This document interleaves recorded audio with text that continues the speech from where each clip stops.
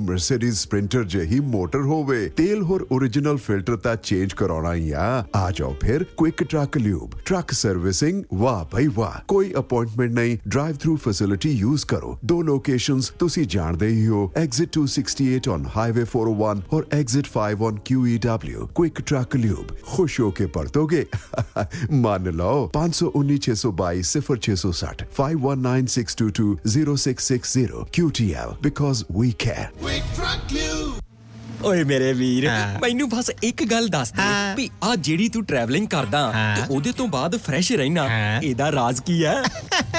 ਇਹਦਾ ਰਾਜ਼ ਹੈ Arlington fuel stop. Arlington fuel stop 1801 pioneer street highway, exit 208 ਤੇ, ਜਿੱਥੇ ਤੁਹਾਨੂੰ ਫ੍ਰੀ ਕਾਫੀ, free fax service, free truck parking, ਰੋਟੀ, ਠੇਕਾ, ਲਾਂਡਰੀ, ਸ਼ਾਵਰ ਤੇ ਟਰੱਕਾਂ ਦਾ ਹੋਰ ਵੀ ਸਾਮਾਨ ਆਸਾਨੀ ਨਾਲ ਮਿਲੇਗਾ। ਹੁਣੇ ਕਾਲ ਕਰੋ 360 652 6066 ਯਾਨੀ 360 652 6066। ਇਹ 2 ਲੋਕੇਸ਼ਨਾਂ ਤੋਂ ਸੇਵਾਵਾਂ ਪ੍ਰਦਾਨ ਕਰਦੇ ਨੇ। Second location Lost Hill travel centre 14814 Elm street, Lost Hills. Phone number 661 797 2354। ਉਹ ਯਾਰ ਕੀ ਸੁਪਨੇ ਦੇਖੇ ਸੀ ਕੈਨੇਡਾ ਆਉਣ ਤੋਂ ਪਹਿਲਾਂ? ਉਹ ਸੁਪਨੇ ਪੂਰੇ ਕਰਨੇ ਆ ਤਾਂ ਡ੍ਰੀਮ ਲਾਈਨਰ ਐਕਸਪ੍ਰੈਸ ਵਾਲਿਆਂ ਨੂੰ ਕਾਲ ਕਰ। ਜੀ ਹਾਂ, ਡ੍ਰੀਮਲਾਈਨਰ express company Calgary, Alberta, Canada, ਜਿਨ੍ਹਾਂ ਨੂੰ ਸਾਫ਼ ਸੁਥਰੇ ਰਿਕਾਰਡ ਤੇ 2 ਸਾਲਾ ਤਜਰਬੇ ਵਾਲੇ ਡਰਾਈਵਰਸ ਦੀ ਲੋੜ ਹੈ। ਇਹਨਾਂ ਕੋਲ ਕੈਲਗਰੀ, ਅਲਬਰਟਾ ਤੋਂ ਕੈਲੀਫੋਰਨੀਆ ਤੇ ਐਰੀਜ਼ੋਨਾ ਦੇ ਸਿੱਧੇ ਰਨ ਹੈ। ਇਹਨਾਂ ਕੋਲ ਡਰਾਈ ਤੇ ਰੀਫਰ ਲੋਡ ਵੀ ਹੈ। ਹੋਮ ਰਿਟਰਨ ਵਿਦਿਨ 5 ਡੇਜ਼, ਬਾਈ ਵੀਕਲੀ ਤੇ ਚੰਗੀ ਤਨਖਾਹ ਦਿੰਦੇ ਆ। ਔਰ ਹਾਂ, ਸਿੰਗਲ ਤੇ ਟੀਮਸ ਦੋਨਾਂ ਨੂੰ ਹਾਇਰ ਕਰਦੇ ਨੇ। ਵਧੇਰੇ ਜਾਣਕਾਰੀ ਲਈ ਕਾਲ 403 404 9501 403 404 9501। ਡ੍ਰੀਮਲਾਈਨਰ express company, Calgary, Alberta, Canada. Bathinda ਦੀ ਗ੍ਰੀਨ ਸਿਟੀ ਦੀ ਅਪਾਰ ਸਫਲਤਾ ਤੋਂ ਬਾਅਦ ਹੁਣ ਪੇਸ਼ ਹੈ ਕਨ੍ਹਈਆਜ਼ ਗ੍ਰੀਨ ਸਿਟੀ, ਜਿੱਥੇ ਸਿਕਿਉਰਿਟੀ ਦੇ ਪੁਖਤਾ ਪ੍ਰਬੰਧ, ਖੁੱਲੀਆਂ ਸੜਕਾਂ, ਹਰਾ ਭਰਾ ਵਾਤਾਵਰਣ, ਬਿਜਲੀ ਦੀਆਂ ਅੰਡਰਗਰਾਉਂਡ ਤਾਰਾਂ ਅਤੇ ਖੂਬਸੂਰਤ ਫੁੱਲ ਪੌਦੇ। ਲੈਂਡਸਕੇਪਿੰਗ ਅਤੇ ਨਿਰਮਾਣ ਕਾਰਜ ਚੱਲ ਰਹੇ ਨੇ ਤੇਜ਼ੀ ਨਾਲ। ਇਸ ਤੋਂ ਪਹਿਲਾਂ ਕਿ ਸਾਰੇ ਪਲਾਟ ਬੁੱਕ ਹੋ ਜਾਣ, ਸੰਪਰਕ ਕਰੋ 855600 2064 ਅਤੇ 8556 02071। ਟਰੱਕਿੰਗ ਵਾਲੇ ਵੀਰੋ ਧਿਆਨ ਨਾਲ ਸੁਣੋ। ਟਰੱਕ ਜਿੱਦਾਂ ਦਾ ਵੀ ਚਲਾਉਨੇ ਹੋ, ਮੈਨੂਅਲ ਜਾਂ ਆਟੋਮੈਟਿਕ, ਕੁਇਕ ਟਰੱਕ ਲਿਊਬ ਚੇਤੇ ਆਹੀ ਨਾ ਰੱਖਿਓ। ਟਰੱਕ ਦੀ ਵਧੀਆ ਸਰਵਿਸ ਲਈ ਕੁਇਕ ਟਰੱਕ ਲਿਊਬ। ਲਓ ਜੀ, ਤੀਜੀ ਲੋਕੇਸ਼ਨ ਵੀ ਖੋਲਤੀ ਆ, ਐਗਜ਼ਿਟ 579 ਫਰਮ ਹਾਈਵੇ 401 ਇਨ ਨਾਪਨੀ। ਆਹੋ ਜੀ, ਕੋਈ ਅਪॉइंटमेंट ਨਹੀਂ, drive through facility. Exit 579 firm highway 401 in ਨਾਪਨੀ। Quick truck lube, the one stop shop। 519 622 0660 ਜਾਂ quicktruckliube.com। QTL, because we care। JB truck repair, Yuba City, certified Cummins, Detroit Freightliner, Western Star, Volvo, Caterpillar ਅਤੇ series 60 engines, International ਅਤੇ automatic transmissions. 5 ਸਾਲ ਦਾ Freightliner dealership ਦਾ experience. ਇਹ engine, truck, trailer, AC, electrical, DPF, DEF repair ਕਰਦੇ ਹਨ। Transmission, rear end, brakes, oil change ਕਰ ਦਿੰਦੇ ਹਨ। ਸਰਟੀਫਾਈਡ 90 ਡੇ DOT ਇੰਸਪੈਕਸ਼ਨ ਅਤੇ certified annual federal DOT inspection ਕਰਦੇ ਹਨ। 100 ਮਾਈਲ ਦੇ ਰੇਡੀਅਸ ਵਿੱਚ ਰੋਡ ਅਸਿਸਟੈਂਸ 24/7। ਨਵੇਂ ਕਸਟਮਰਸ ਲਈ 10% ਡਿਸਕਾਊਂਟ। ਹਫਤੇ ਦੇ 7 ਦਿਨ ਸਵੇਰੇ 7 ਤੋਂ ਸ਼ਾਮੀ 7 ਵਜੇ ਤੱਕ ਖੁੱਲੇ ਰਹਿੰਦੇ ਹਨ। ਹੋਰ ਜਾਣਕਾਰੀ ਲਈ ਕਾਲ ਜਗਰੂਪ ਬੋਇਲ 916 696 0634 ਜਾਂ ਜਗਰਾਜ ਬਲ 530 339 15। Address 3894 rail road avenue, Yuba city. ਇੱਥੇ ਹੁਣ ਟਰੱਕਾਂ ਦੇ ਯੂਜ਼ਡ ਤੇ ਬ੍ਰਾਂਡ ਨਿਊ ਟਾਇਰ ਵੀ ਮਿਲਦੇ ਹਨ।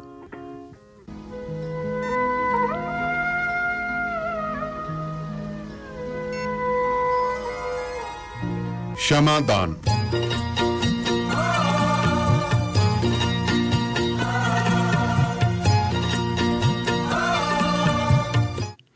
ਰੇਡੀਓ ਪੰਜਾਬ ਟੂਡੇ ਦੇ ਪ੍ਰੋਗਰਾਮ ਸ਼ਮਾਦਾਨ ਦੇ ਵਿੱਚ ਬ੍ਰੇਕ ਤੋਂ ਬਾਅਦ ਇੱਕ ਵਾਰ ਫਿਰ ਤੋਂ ਸਵਾਗਤ ਹੈ ਸਰੋਤਿਓ ਤੁਹਾਡਾ ਸਭ ਦਾ।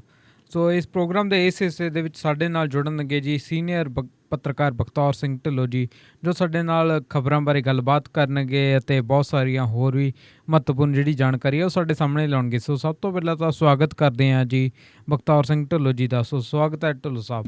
ਸ਼ੁਕਰੀਆ ਜੀ। ਜੀ ਸਭ ਤੋਂ ਪਹਿਲਾਂ ਜਿਹੜੀ ਖਬਰ ਅਸੀਂ ਲੈਣੀ ਚਾਹਾਂਗੇ ਉਹ ਹੈ ਕੈਪਟਨ ਸਿੱਧੂ ਵਿਵਾਦ। ਇਹ ਸੁਲਝਣ ਦਾ ਨਾਮ ਹੀ ਨਹੀਂ ਲੈ ਰਿਹਾ ਅਤੇ ਹੁਣ ਪਤਾ ਲੱਗ ਰਿਹਾ ਕਿ ਰਾਹੁਲ ਨੇ ਵੀ ਜਿਹੜੀ ਹੈ ਕਮਾਨ ਸੰਭਾਲ ਲਈ ਹੈ। ਸੋ ਕੀ ਜਿਹੜਾ ਇਹ ਕਿੱਥੋਂ ਤੱਕ ਇਹ ਗੱਲ ਜਾਏਗੀ, ਜਿਹੜੀ ਕਮਾਨ ਸੰਭਾਲੀ ਗਈ ਹੈ? ਮੇਰੇ ਖਿਆਲ ਮੁਤਾਬਕ ਇਹ ਕਾਂਗਰਸ ਪਾਰਟੀ ਦੀ ਬੜੀ ਵੱਡੀ ਬਦਕਿਸਮਤੀ ਹੈ ਕਿ ਕਮਾਂਡ ਰਾਹੁਲ ਗਾਂਧੀ ਨੇ ਸੰਭਾਲ ਲਈ ਹੈ ਜੀ। ਕਿਉਂਕਿ ਇੱਕ ਪਾਸੇ 3 ਮੈਂਬਰੀ ਕਮੇਟੀ ਪਹਿਲਾਂ ਬਣਾਈ ਹੋਈ ਹੈ ਔਰ 3 ਮੈਂਬਰੀ ਕਮੇਟੀ ਦੇ ਵਿੱਚ ਜਿਹੜੇ ਬੰਦੇ ਪਾਏ ਆ ਉਹ ਬੜੇ ਤਜਰਬੇਕਾਰ ਹੈ। ਬਿਲਕੁਲ ਜੀ। ਉਹਨਾਂ ਦੇ ਵਿੱਚ ਮਲਕ ਅਰਜੁਨ ਖੜਗੇ ਹੈ, ਕਰਨਾਟਕਾ ਤੋਂ ਆਉਂਦੇ ਹੈ। ਲੋਕ ਸਭਾ ਦੇ ਵਿੱਚ ਉਹ ਕਾਂਗਰਸ ਪਾਰਟੀ ਦੇ ਗਰੁੱਪ ਆਗੂ ਰਹੇ ਹੈ 2014 ਤੋਂ ਲੈ ਕੇ 2019 ਤੱਕ। ਬਿਲਕੁਲ ਜੀ। ਫਿਰ ਉਹ ਹਾਰ ਗਏ ਸੀ, ਲੋਕ ਸਭਾ 'ਚ ਨਹੀਂ ਪਹੁੰਚ ਸਕੇ। ਹੁਣ ਉਹਨਾਂ ਨੂੰ ਰਾਜ ਸਭਾ ਦੇ ਵਿੱਚ ਭੇਜ ਦਿੱਤਾ ਅਤੇ ਰਾਜ ਸਭਾ ਦੇ ਵਿੱਚ ਇਸ ਵੇਲੇ ਉਹ ਵਿਰੋਧੀ ਧਿਰ ਦੇ ਆਗੂ ਹੈ। ਕਿਉਂਕਿ ਪਹਿਲਾਂ ਰਾਜ ਸਭਾ 'ਚ ਵਿਰੋਧੀ ਧਿਰ ਦੇ ਆਗੂ ਕਾਂਗਰਸ ਪਾਰਟੀ ਦੇ ਲੀਡਰ ਗੁਲਾਮ ਨਬੀ ਆਜ਼ਾਦ ਹੁੰਦੇ ਸੀ। ਗੁਲਾਮ ਨਬੀ ਆਜ਼ਾਦ ਹੋਰਾਂ ਦੀ ਮਿਆਦ ਖਤਮ ਹੋ ਗਈ, ਉਹਨਾਂ ਦੀ ਦੁਬਾਰਾ ਕਿਤੋਂ ਅਜੇ ਤੱਕ ਸਿਲੈਕਸ਼ਨ ਨਹੀਂ ਹੋਈ। ਇਹ ਪਤਾ ਨਹੀਂ ਵੀ ਹੁੰਦੀ ਵੀ ਹੈ ਕਿ ਨਹੀਂ ਹੁੰਦੀ, ਕਿਉਂਕਿ ਉਹ ਗਰੁੱਪ ਜਿਹੜਾ ਹੈਗਾ G23 ਦੇ ਵਿੱਚ ਆਉਂਦੇ ਹੈ, ਜਿਹੜਾ ਰਾਹੁਲ ਗਾਂਧੀ ਨੂੰ ਭਾਉਂਦਾ ਨਹੀਂ। ਕਿਉਂਕਿ ਰਾਹੁਲ ਗਾਂਧੀ ਨੂੰ ਜੇ ਕੋਈ ਚੱਜ ਦੀ ਗੱਲ ਬੰਦਾ ਕਵੇ ਤਾਂ ਉਹਨੂੰ ਇਉਂ ਲੱਗਦਾ ਜਿਵੇਂ ਇਹ ਉਹਦਾ ਦੁਸ਼ਮਣ ਹੁੰਦਾ ਹੈ, ਔਰ ਉਹਦੀ ਉਹ ਗੱਲ ਮੰਨਣ ਦੀ ਬਜਾਏ ਉਹਦੀਆਂ ਚੰਗੀਆਂ ਗੱਲਾਂ ਦੇ ਉੱਤੇ ਅਮਲ ਕਰਨ ਦੀ ਬਜਾਏ ਉਹਨੂੰ ਦੁਸ਼ਮਣਾਂ ਦੀ ਲਿਸਟ ਵਿੱਚ ਪਾ ਲੈਂਦੀ ਹੈ। ਇਸੇ ਤਰੀਕੇ ਦੂਜੇ ਜਿਹੜੇ ਹੈਗੇ ਆ ਉਹ ਹਰੀਸ਼ ਰਾਵਤ ਹੈ। ਹਰੀਸ਼ ਰਾਵਤ ਉੱਤਰਾਖੰਡ ਦੇ ਮੁੱਖ ਮੰਤਰੀ ਰਹੇ ਹੈ। ਹਰੀਸ਼ ਰਾਵਤ ਦੀ ਕਾਬਲੀਅਤ ਇਹ ਹੈ ਕਿ ਉਹਨਾਂ ਨੇ ਬਹੁਤ ਵੱਡੇ ਆਗੂ ਨਰੈਣ ਦੱਤ ਤਿਵਾੜੀ, ਜਿਨ੍ਹਾਂ ਨੂੰ ND ਤਿਵਾੜੀ ਵੀ ਕਹਿੰਦੇ ਹੁੰਦੇ, ਉਹਨਾਂ ਦਾ ਮੁਕਾਬਲਾ ਕਰਕੇ ਉਹਨੂੰ ਰੀਪਲੇਸ ਕਰਕੇ ਉਹਦੀ ਜਗ੍ਹਾ ਮੱਲੀ ਸੀ ਜੀ। ਨਰੈਣ ਦੱਤ ਤਿਵਾੜੀ ਕਿਸੇ ਜ਼ਮਾਨੇ 'ਚ ਜਦੋਂ ਪੰਡਿਤ ਜਵਾਹਰ ਲਾਲ ਨਹਿਰੂ ਹੁੰਦਾ ਸੀ, ਉਸ ਯੁੱਗ ਤੋਂ ਲੈ ਕੇ ਬੜਾ ਲੰਬਾ ਸਮਾਂ ਉੱਤਰ ਪ੍ਰਦੇਸ਼ ਜਿਹੜਾ ਇਸ ਭਾਰਤ ਦਾ ਸਭ ਤੋਂ ਵੱਡਾ ਰਾਜ ਸੀ, ਉਹਦੇ ਉਹ ਮੁੱਖ ਮੰਤਰੀ ਰਹੇ। ਬਾਅਦ ਦੇ ਵਿੱਚ ਉੱਤਰਾਖੰਡ ਜਿਹੜਾ ਹੈ 2 ਹਿੱਸਿਆਂ 'ਚ, ਉੱਤਰ ਪ੍ਰਦੇਸ਼ 2 ਹਿੱਸਿਆਂ 'ਚ ਵੰਡਿਆ ਗਿਆ। ਇੱਕ ਨਵਾਂ ਸੂਬਾ ਉੱਤਰਾਖੰਡ ਨਿਕਲ ਗਿਆ, ਉੱਥੇ ਵੀ ਮੁੱਖ ਮੰਤਰੀ ਰਹੇ ਹੈ, ਗਵਰਨਰ ਵੀ ਰਹੇ ਹੈ, ਕਾਂਗਰਸ ਪਾਰਟੀ ਦੀ ਵਰਕਿੰਗ ਕਮੇਟੀ ਦੇ ਮੈਂਬਰ ਵੀ ਰਹੇ ਹੈ। ਔਰ ਇੰਦਰਾ ਗਾਂਧੀ ਨੂੰ ਸੱਤਾ ਦੇ ਵਿੱਚ ਬਰਕਰਾਰ ਰੱਖਣ ਵਿੱਚ ਉਹਦਾ ਬਹੁਤ ਵੱਡਾ ਯੋਗਦਾਨ ਸੀ। ਉਸ ਬੰਦੇ ਦਾ ਤੰਬੂ ਪੱਟ ਕੇ ਤੇ ਉਹਦੀ ਜਗ੍ਹਾ ਤੇ ਆਪ ਆਉਣਾ ਇਹ ਖਾਲਾ ਜੀ ਦਾ ਬਾੜਾ ਨਹੀਂ। ਹਰੀਸ਼ ਰਾਵਤ ਉਹ ਬੰਦਾ ਹੈ। ਇਸ ਵੇਲੇ ਉਹ ਆਲ ਇੰਡੀਆ ਕਾਂਗਰਸ ਪਾਰਟੀ ਦਾ ਜਨਰਲ ਸਕੱਤਰ ਹੈ ਔਰ ਪੰਜਾਬ ਦੇ ਮਾਮਲਿਆਂ ਦਾ ਇੰਚਾਰਜ ਹੈ, ਉਹ ਵੀ ਹੈ। ਨਾਲ ਹੀ JP ਅਗਰਵਾਲ, ਇਹ ਦਿੱਲੀ ਦੀ ਕਾਂਗਰਸ ਪਾਰਟੀ ਦਾ ਸਾਬਕਾ ਪ੍ਰਧਾਨ ਹੈ, ਬੜਾ ਪੁਰਾਣਾ ਲੀਡਰ ਹੈ ਔਰ ਨਹਿਰੂ ਗਾਂਧੀ ਖਾਨਦਾਨ ਦੇ ਨੇੜੇ ਹੈ। ਜਦੋਂ ਇਹਨਾਂ 3 ਬੰਦਿਆਂ ਨੂੰ ਲਾ ਦਿੱਤਾ ਕਿ ਤੁਸੀਂ ਗੱਲਬਾਤ ਕਰਨੀ ਹੈ, ਇਹਨਾਂ 3 ਬੰਦਿਆਂ ਨੇ ਪਹਿਲਾਂ ਆਪਣੀ ਮੀਟਿੰਗ ਕੀਤੀ। ਆਪਣੀ ਮੀਟਿੰਗ ਕਰਨ ਤੋਂ ਬਾਅਦ ਉਹਨਾਂ ਨੇ ਤੈਅ ਕੀਤਾ ਪ੍ਰੋਗਰਾਮ ਕਿ ਕਿਸ ਤਰ੍ਹਾਂ ਕਿਹਨੂੰ ਕਦੋਂ ਬੁਲਾਉਣਾ ਹੈ। ਬੀਤੇ ਕੱਲ੍ਹ ਉਹਨਾਂ ਨੇ 25 ਬੰਦਿਆਂ ਨੂੰ ਬੁਲਾਇਆ ਸੀ ਜੀ। 25 MLA ਬੁਲਾਏ ਸੀ, ਜਿਨ੍ਹਾਂ ਦੇ ਵਿੱਚ ਕਾਂਗਰਸ ਦੇ ਪ੍ਰੈਜ਼ੀਡੈਂਟ ਜਿਹੜੇ ਸਟੇਟ ਦੇ ਮਿਸਟਰ ਸੁਨੀਲ ਜਾਖੜ ਉਹ ਵੀ ਸੀਗੇ, ਔਰ 10 ਕੁ ਵਜ਼ੀਰ ਸੀ। ਟੋਟਲ 25 ਬੰਦੇ ਸੀ। 25 ਬੰਦਿਆਂ ਨੂੰ ਇੱਕ ਪਾਸੇ ਤਾਂ ਉਹ ਗੱਲਬਾਤ ਕਰ ਰਹੇ, ਸੁਣ ਰਹੇ ਕਿ ਤੁਹਾਡੇ ਇਤਰਾਜ਼ਾਤ ਦੱਸੋ ਕੀ ਹੈ, ਕੀ ਮਤਭੇਦ ਦਾ ਮੁੱਖ ਕੇਂਦਰ ਕੀ ਹੈ, ਕੇਂਦਰ ਬਿੰਦੂ ਨੂੰ ਫੜਨ ਦਾ ਉਹ ਯਤਨ ਕਰ ਰਹੇ ਹੈ। ਜਦੋਂ ਉਹ 3 ਬੰਦੇ ਇਹ ਕੋਸ਼ਿਸ਼ ਕਰ ਰਹੇ ਕਿ ਇਹਨਾਂ ਦਾ ਕਿਸੇ ਨਾ ਕਿਸੇ ਤਰੀਕੇ ਮਾਮਲਾ ਨਿਪਟਾ ਦਿੱਤਾ ਜਾਵੇ, ਅਤੇ ਰਾਹੁਲ ਗਾਂਧੀ ਉਦੋਂ ਚੱਕਦਾ ਟੈਲੀਫੋਨ। ਉਹ ਕਿਤੇ ਕਿਸੇ ਨੂੰ ਕਰਦਾ, ਕਦੇ ਕਿਸੇ ਨੂੰ ਕਰਦਾ ਹੈ। ਪਤਾ ਇਹ ਲੱਗਿਆ ਕਿ ਰਾਹੁਲ ਗਾਂਧੀ ਨੇ ਕਈ ਵੱਡੇ ਲੀਡਰਾਂ ਨੂੰ ਫੋਨ ਕੀਤੇ ਹੈ, ਸੀਨੀਅਰ ਮੰਤਰੀਆਂ ਨੂੰ ਕੀਤੇ ਹੈ, ਕਈ MLA ਨੂੰ ਕੀਤੇ ਹੈ, ਸਰਕਾਰ ਦੀ ਕਾਰਗੁਜ਼ਾਰੀ ਬਾਰੇ ਵੀ ਪੁੱਛਦਾ ਹੈ ਔਰ ਇਹ ਵੀ ਪੁੱਛਦਾ ਕਿ ਅੱਗੇ ਜਿਹੜੀਆਂ ਚੋਣਾਂ ਲੜੀਆਂ ਜਾਣੀਆਂ 2022 'ਚ ਸਾਡਾ ਰਿਜ਼ਲਟ ਕੀ ਹੋਊਗਾ, ਚੰਗਾ ਰਿਜ਼ਲਟ ਲੈਣ ਵਾਸਤੇ ਸਾਨੂੰ ਕੀ ਕਰਨਾ ਚਾਹੀਦਾ ਹੈ। ਜੇ ਇਹ ਗੱਲਾਂ ਉਹਨੇ ਪੁੱਛਣੀਆਂ ਸੀ ਤੇ ਫੈਸਲਾ ਉਹਨੇ ਕਰਨਾ ਹੈ, ਫਿਰ ਇਹ 3 ਮੈਂਬਰੀ ਕਮੇਟੀ ਬਣਾਉਣ ਦਾ ਕੀ ਫਾਇਦਾ? ਬਿਲਕੁਲ ਜੀ। ਜੇ ਇਹਦਾ ਮਤਲਬ ਇਹ ਹੈ ਕਿ ਉਹ ਆਪਣੀ ਗੱਲ ਚਲਾਉਣੀ ਚਾਹੁੰਦਾ ਹੈ, ਉਹ ਆਪਣੀ ਗੱਲ ਕਹਾਉਣੀ ਚਾਹੁੰਦਾ, ਰਿਪੋਰਟ ਇਹਨਾਂ ਤੋਂ ਆਪਣੀ ਮਰਜ਼ੀ ਮੁਤਾਬਕ ਤਿਆਰ ਕਰਵਾਉਣੀ ਚਾਹੁੰਦਾ, ਤੇ ਮੇਰਾ ਖਿਆਲ ਹੈ ਵੀ ਇਹ ਕਾਂਗਰਸ ਪਾਰਟੀ ਦੇ ਲਈ ਤਬਾਹੀ ਦਾ ਕਾਰਨ ਬਣਨਾ ਜੀ। ਕਿਉਂਕਿ ਰਾਹੁਲ ਗਾਂਧੀ ਦੀ ਜਿੱਥੋਂ ਤੱਕ ਮੈਨੂੰ ਜਾਣਕਾਰੀ ਹੈ ਵੀ ਰਾਹੁਲ ਗਾਂਧੀ ਨੇ ਜਿੱਥੇ ਵੀ ਹੱਥ ਪਾਇਆ ਉੱਥੇ ਕਾਂਗਰਸ ਪਾਰਟੀ ਦਾ ਬੇੜਾ ਗਰਕ ਕੀਤਾ ਹੈ।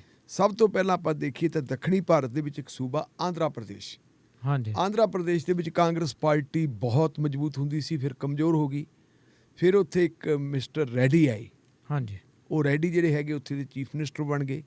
ਬੰਦਾ ਹਿੰਮਤੀ ਸੀ, ਬੰਦੇ ਦਾ ਵਿਵਹਾਰ ਬੜਾ ਚੰਗਾ ਸੀ, ਲੋਕਾਂ ਦੇ ਵਿੱਚ ਵਿਚਰਦਾ ਸੀ ਔਰ ਆਂਧਰਾ ਪ੍ਰਦੇਸ਼ ਦੇ ਵਿੱਚ ਉਹਨੇ ਕਾਂਗਰਸ ਪਾਰਟੀ ਦੇ ਪੈਰ ਜਮਾਤੇ ਸੀ।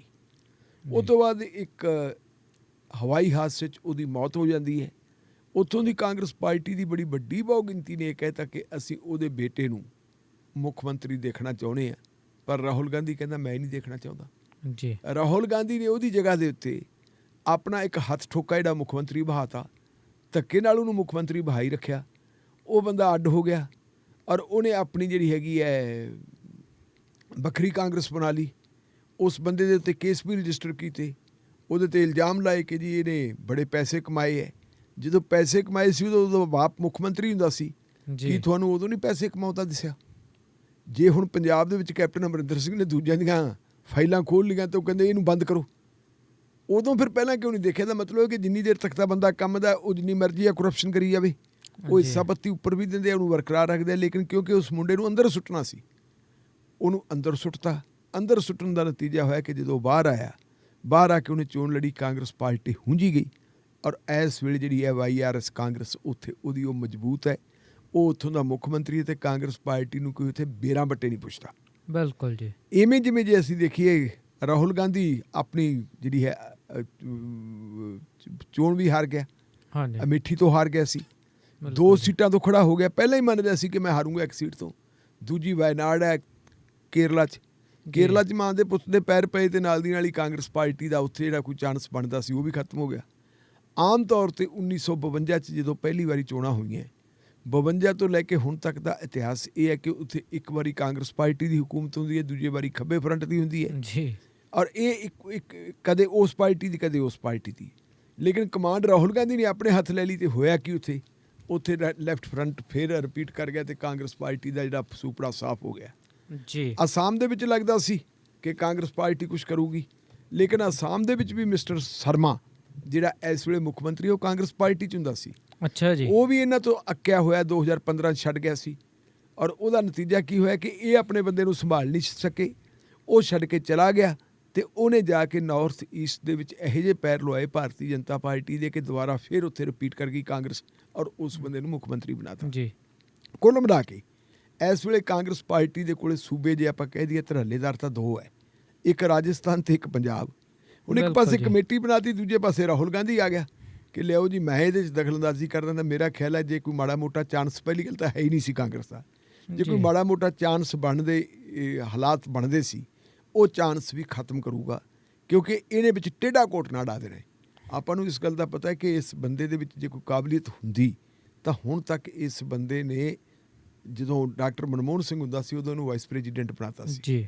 ਉਦੋਂ ਇਹਨੂੰ ਪੇਸ਼ਕਸ਼ ਕੀਤੀ ਸੀ ਕਿ ਕੈਬਨਿਟ ਦੇ ਵਿੱਚ ਆਵੇ, ਆ ਕੇ ਤਜਰਬਾ ਹਾਸਲ ਕਰੇ, ਉੱਥੇ ਕੁਛ ਕਰਕੇ ਦਿਖਾਉਂਦਾ। ਉਦੋਂ ਕੈਬਨਿਟ ਗਿਆ ਨਹੀਂ, ਕਿਉਂਕਿ ਚਾਹੁੰਦਾ ਸੀ ਕਿ ਮੈਂ ਪ੍ਰਧਾਨ ਮੰਤਰੀ ਬਣਨਾ। ਪ੍ਰਧਾਨ ਮੰਤਰੀ ਬਣਿਆ ਨਹੀਂ ਗਿਆ। ਅਤੇ ਮੈਂ ਇੱਕ ਗੱਲ ਹੋਰ ਯਾਦ ਕਰਾ ਦਿਆਂ, ਡਾਕਟਰ ਮਨਮੋਹਨ ਸਿੰਘ ਦੇ ਜ਼ਮਾਨੇ ਦੇ ਵਿੱਚ ਇੱਕ ਜਿਹੜਾ ਚਾਰਾ ਸਕੈਂਡਲ ਹੋਇਆ ਸੀ, ਉਸ ਚਾਰੇ ਸਕੈਂਡਲ ਦੇ ਵਿੱਚ ਲਾਲੂ ਪ੍ਰਸਾਦ ਯਾਦਵ ਨੂੰ ਕੈਦ ਹੋ ਗਈ ਸੀ ਜੀ। ਲਾਲੂ ਪ੍ਰਸਾਦ ਯਾਦਵ UPA ਦਾ ਹਿੱਸਾ ਸੀ, ਔਰ ਕਿਉਂਕਿ ਜਿਹਨੂੰ ਕੈਦ ਹੋ ਜੇ ਉਹ ਦੁਬਾਰਾ ਚੋਣ ਨਹੀਂ ਲੜ ਸਕਦਾ। ਚੋਣ ਲੜਨ ਦੇ ਉਹਨੂੰ ਕਾਬਲ ਬਣਾਉਣ ਵਾਸਤੇ ਇਹ ਫੈਸਲਾ ਹੋਇਆ, ਸੈਸ਼ਨ ਪਾਰਲੀਮੈਂਟ ਦਾ ਚੱਲਦਾ ਨਹੀਂ ਸੀ, ਕਾਨੂੰਨ ਬਣ ਨਹੀਂ ਸਕਦਾ ਸੀ, ਕਿ ਆਰਡੀਨੈਂਸ ਜਾਰੀ ਕਰ ਦਿੱਤਾ ਜਾਵੇ ਕਿ ਜੇ ਕਿਸੇ ਬੰਦੇ ਨੂੰ ਸਜ਼ਾ ਵੀ ਹੋ ਜਾਏ ਉਹ ਚੋਣ ਲੜ ਸਕਦਾ ਹੈ। ਉਹ ਆਰਡੀਨੈਂਸ ਜਿਹੜਾ ਹੈਗਾ ਤਿਆਰ ਕੀਤਾ UPA ਨੇ। ਡਾਕਟਰ ਮਨਮੋਹਨ ਸਿੰਘ ਪ੍ਰਧਾਨ ਮੰਤਰੀ ਸੀ।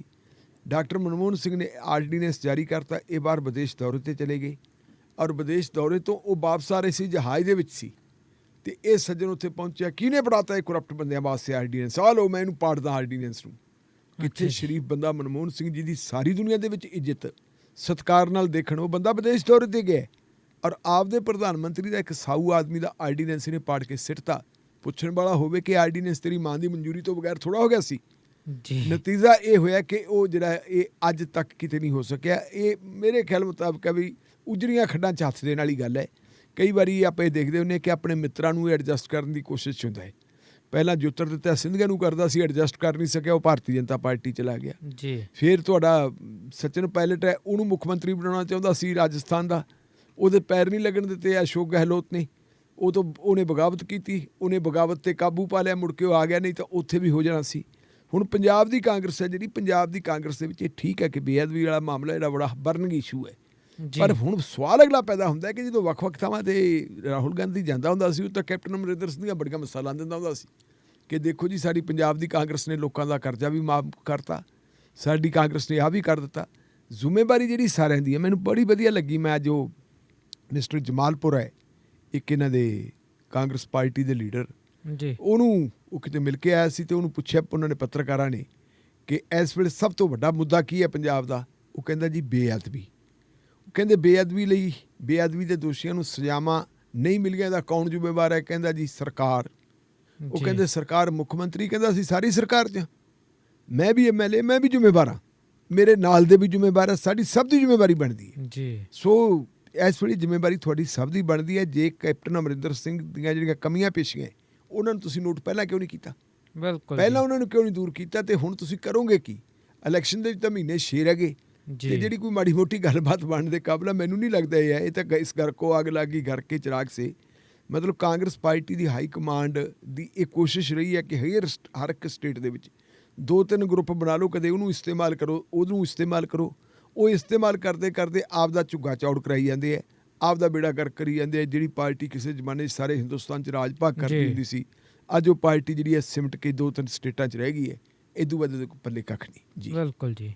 ਸੋ ਇਹ ਤਾਂ ਹੋਈ ਗੱਲ ਕਾਂਗਰਸ ਪਾਰਟੀ ਦੀ। ਹੁਣ ਆਪਾਂ ਚੱਲਦੇ ਹਾਂ ਜੀ ਤ੍ਰਿਣਮੂਲ ਕਾਂਗਰਸ ਵੱਲ, ਤੇ ਜਿਸ ਦੀ ਨੇਤਾ ਹੈ ਮਮਤਾ ਬੈਨਰਜੀ। ਤੇ ਮਮਤਾ ਬੈਨਰਜੀ ਤੇ ਕੇਂਦਰ ਦਰਮਿਆਨ ਜਿਹੜਾ ਟਕਰਾਅ ਲਗਾਤਾਰ ਵੱਧਦਾ ਹੀ ਜਾ ਰਿਹਾ ਹੈ।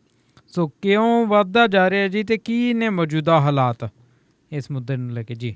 ਦੇਖੋ, ਗੱਲ ਇਹ ਹੈ ਕਿ ਪਿਛਲੇ ਦਿਨਾਂ ਦੇ ਵਿੱਚ ਇੱਕ ਬਹੁਤ ਭਿਆਨਕ ਜਿਹੜਾ ਆਪਾਂ ਕਹਿ ਸਕਦੇ ਤੂਫਾਨ ਆਇਆ ਸੀ ਜੀ। ਉਸ ਤੂਫਾਨ ਨੇ ਜਿਹੜੀ ਮਾਰ ਕੀਤੀ ਹੈ ਉਹ ਬੰਗਾਲ ਦੇ ਵਿੱਚ ਵੀ ਡਾਢੀ ਕੀਤੀ ਹੈ ਤੇ ਉੜੀਸਾ ਦੇ ਵਿੱਚ ਵੀ ਕੀਤੀ ਹੈ। ਬਿਲਕੁਲ ਜੀ। ਸਾਡੇ ਪ੍ਰਧਾਨ ਮੰਤਰੀ ਨਰਿੰਦਰ ਮੋਦੀ ਸਾਹਿਬ ਦੋਨਾਂ ਰਾਜਾਂ ਦੇ ਹਵਾਈ ਸਰਵੇਖਣ 'ਤੇ ਗਏ ਸੀ।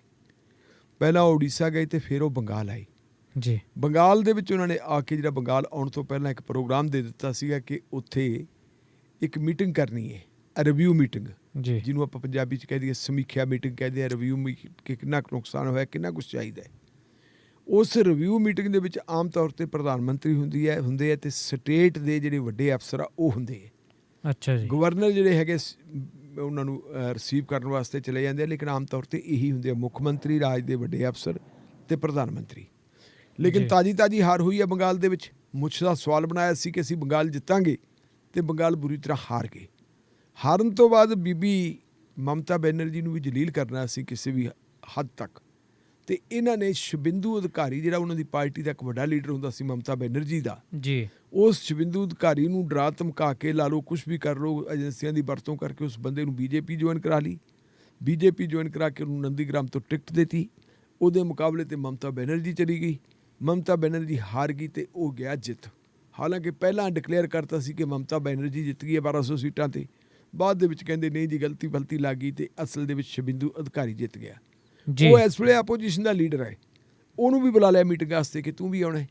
ਗਵਰਨਰ ਜਗਦੀਪ ਧਨਖੜ ਜਿਹੜਾ ਗਵਰਨਰ ਘੱਟ ਤੇ RSS ਦਾ ਵਰਕਰ ਵਾਲਾ ਹੈ, ਉਹਨੂੰ ਵੀ ਸੱਦ ਲਿਆ। ਮਮਤਾ ਬੈਨਰਜੀ ਨੇ ਪਹਿਲਾਂ ਹੀ ਇਹ ਖਬਰਾਂ ਆ ਗਈਆਂ ਸੀ ਕਿ ਮਮਤਾ ਬੈਨਰਜੀ ਸ਼ਾਇਦ ਇਸ ਮੀਟਿੰਗ ਦੇ ਵਿੱਚ ਨਾ ਜਾਵੇ। ਅੱਛਾ ਜੀ। ਉਹਨੇ ਵੈਸੇ ਬਹਾਨਾ ਕੀਤਾ ਮਮਤਾ ਬੈਨਰਜੀ ਨੇ ਕਿ ਮੇਰਾ ਜਹਾਜ਼ ਨਹੀਂ ਉਤਰਨ ਦਿੱਤਾ, ਮੇਰਾ ਹੈਲੀਕਾਪਟਰ ਨਹੀਂ ਉਤਰਨ ਦਿੱਤਾ, ਕਿਉਂਕਿ ਮੈਂ ਵੀ ਸਰਵੇਖਣ ਕਰਦੀ ਫਿਰਦੀ ਸੀ। ਉਹਦੇ ਨਾਲ ਸੀ ਜਿਹੜੇ ਉਹਨਾਂ ਦੇ ਚੀਫ ਸੈਕਟਰੀ ਸੀ ਜੀ। ਜੇ ਹੁਣ ਮੁੱਖ ਮੰਤਰੀ ਨਹੀਂ ਗਈ ਤਾਂ ਚੀਫ ਸੈਕਟਰੀ ਨੇ ਵੀ ਕੀ ਜਾਣਾ ਸੀ, ਉਹ ਵੀ ਨਾ ਗਿਆ। ਬਾਅਦ ਦੇ ਵਿੱਚ ਕੀ ਹੋਇਆ ਕਿ ਅਜੇ ਤੱਕ ਪ੍ਰਧਾਨ ਮੰਤਰੀ ਦਿੱਲੀ ਪਹੁੰਚੇ ਨਹੀਂ ਤੇ ਚੀਫ ਸੈਕਟਰੀ ਨੂੰ ਨੋਟਿਸ ਜਾਰੀ ਕਰਤਾ ਕਿ ਤੂੰ ਪ੍ਰਧਾਨ ਮੰਤਰੀ ਦੀ ਮੀਟਿੰਗ ਦੇ ਵਿੱਚ ਲੇਟ ਕਿਉਂ ਗਿਆ, ਅੱਧੇ ਘੰਟੇ ਦਾ ਲੇਟ ਹੋਇਆ, ਦੇਰੀ ਕਿਉਂ ਹੋਈ। ਕਿਉਂਕਿ ਬਾਅਦ ਦੇ ਵਿੱਚ ਮਮਤਾ ਬੈਨਰਜੀ ਤੇ ਉਹਦੇ ਚੀਫ ਸੈਕਟਰੀ ਨੇ ਜਾ ਕੇ ਉਹਨਾਂ ਨੂੰ ਫੜਾਤਾ ਜਿਹੜਾ ਨੁਕਸਾਨ ਹੋਇਆ ਸੀ, ਜਿਹੜਾ ਉਹਨਾਂ ਦਾ ਆਪਣਾ ਜਾਇਜ਼ਾ ਸੀ ਕਿ ਸਾਡਾ ਨੁਕਸਾਨ ਇਹ ਹੈ। ਉਹ ਜਿਹੜਾ ਚਾਹੁੰਦੇ ਸੀ ਕਿ ਸ਼ੁਭਿੰਦੂ ਅਧਿਕਾਰੀ ਦੇ ਸਾਹਮਣੇ ਬੈਠਣ ਨੂੰ ਨਹੀਂ ਬੈਠੇ, ਉਹਨਾਂ ਨੇ ਨੋਟਿਸ ਜਾਰੀ ਕਰਤਾ ਕਿ ਤੂੰ ਦੱਸ ਭਾਈ ਤੂੰ ਕਿਉਂ ਨਹੀਂ ਆਇਆ। ਮਮਤਾ ਬੈਨਰਜੀ ਨੇ ਕਹਿ ਦਿੱਤਾ ਕਿ ਇਹ ਤੁਸੀਂ ਗਲਤ ਕਰ ਰਹੇ ਹੋ। ਫਿਰ ਉਹਨੂੰ ਕਹਿ ਦਿੱਤਾ, ਨੋਟਿਸ ਕਰਤਾ ਕਿ ਤੇਰੀ ਟਰਾਂਸਫਰ ਕਰ ਦਿੱਤੀ ਹੈ ਤੇ ਤੂੰ ਦਿੱਲੀ ਆ ਕੇ ਜੁਆਇਨ ਕਰ। ਇੱਥੇ ਮੈਂ ਦੱਸ ਦੇਵਾਂ ਕਿ ਜਿਹੜੀ ਉਹਦੀ ਮਿਆਦ ਸੀਗੀ, ਜਿਹੜੀ ਉਹਦੀ ਨੌਕਰੀ ਦੀ ਮਿਆਦ ਸੀ 60 ਸਾਲਾਂ ਦੀ, ਉਹ 31 ਮਈ ਤੱਕ ਸੀ। ਲੇਕਿਨ ਮਮਤਾ ਬੈਨਰਜੀ ਨੇ ਬੇਨਤੀ ਕੀਤੀ ਸੀ ਕਿ COVID-19 ਦੇ ਦੇਖਦਿਆਂ ਪ੍ਰਬੰਧਾਂ ਦੀ, ਕਿਉਂਕਿ ਚੀਫ ਸੈਕਟਰੀ ਦੇ ਕੋਲ ਸਾਰੇ ਪ੍ਰਬੰਧ ਹੁੰਦੇ ਹੈ, ਉਹ ਨਿਗਰਾਨੀ ਕਰਦੇ ਹੁੰਦੇ, ਨਿਗਰਾਨ ਹੁੰਦੇ ਹੈ, ਇਸ ਲਈ ਉਹਦੀ ਮਿਆਦ ਵਧਾ ਦਿੱਤੀ ਜਾਵੇ, ਐਕਸਟੈਂਸ਼ਨ ਦੇ ਦਿੱਤੀ ਜਾਵੇ, 3 ਮਹੀਨਿਆਂ ਦੀ ਐਕਸਟੈਂਸ਼ਨ ਦੇ ਦਿੱਤੀ ਸੀ। ਜਦੋਂ ਟਰਾਂਸਫਰ ਕਰ ਦਿੱਤੀ COVID-19 ਦੇ ਚੱਲਦਿਆਂ ਕਿ ਆਓ ਤੁਹਾਡੀ ਟਰਾਂਸਫਰ ਹੋ ਗਈ, ਤੁਸੀਂ ਆ ਜਾਓ, ਮਮਤਾ ਬੈਨਰਜੀ ਨੇ ਫਿਰ ਇੱਕ ਚਿੱਠੀ ਲਿਖੀ ਕਿ ਇਹ ਗੱਲ ਠੀਕ ਨਹੀਂ, ਕਿਉਂਕਿ ਨਿਯਮਾਂ ਦੇ ਮੁਤਾਬਕ ਇਹ ਹੈ ਕਿ ਸਟੇਟ ਦੀ ਮਰਜ਼ੀ ਤੋਂ ਬਗੈਰ ਕਿਸੇ ਬੰਦੇ ਦੀ ਬਦਲੀ ਨਹੀਂ ਕੀਤੀ ਜਾ ਸਕਦੀ। ਜਾਂ ਜੇ ਉਹ ਬੰਦਾ ਆਪਣੇ ਆਪ ਹੀ ਕਹਿੰਦਾ ਕਿ ਮੇਰੀ ਬਦਲੀ ਕੀਤੀ ਜਾਵੇ ਤਾਂ ਵੀ ਸਟੇਟ ਨੂੰ ਪੁੱਛਣਾ ਪੈਂਦਾ ਹੈ। ਇਹ ਤੁਸੀਂ ਇਸ ਤਰ੍ਹਾਂ ਨਾ ਕਰੋ, ਇਹ ਬੰਦੇ ਨੂੰ ਇੱਥੇ ਰਹਿਣ ਦਿਓ। ਪਰ ਉਹਨਾਂ ਨੇ ਕਹਿਤਾ ਜੀ ਨਹੀਂ, ਔਰ ਉਹਨਾਂ ਨੇ ਡੇਟ ਦਿੱਤੀ ਅੱਜ ਸਵੇਰ ਤੱਕ ਦੀ ਕਿ ਮੰਗਲਵਾਰ ਨੂੰ 10 ਵਜੇ ਤੱਕ ਤੁਸੀਂ ਆ ਕੇ ਪੇਸ਼ ਹੋਵੋ।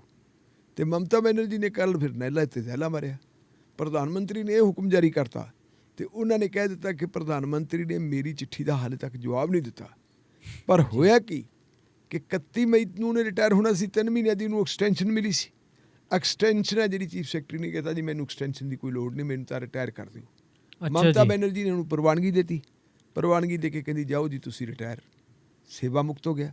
ਸੇਵਾ ਮੁਕਤ ਹੋ ਕੇ ਉਹਨੂੰ ਆਪਣਾ ਮੁੱਖ ਸਲਾਹਕਾਰ ਨਿਯੁਕਤ ਕਰ ਲਿਆ, ਔਰ ਉਹਦੀ ਜਿਹੜੀ ਨਿਯੁਕਤੀ ਹੈ ਅਗਲੇ 3 ਸਾਲ ਲਈ ਕਰ ਲਈ ਕਿ 3 ਸਾਲ ਲਈ ਮੇਰਾ ਸਲਾਹਕਾਰ ਰਹੂ, ਅਤੇ ਨਵਾਂ ਚੀਫ ਸੈਕਟਰੀ ਨਿਯੁਕਤ ਕਰਤਾ।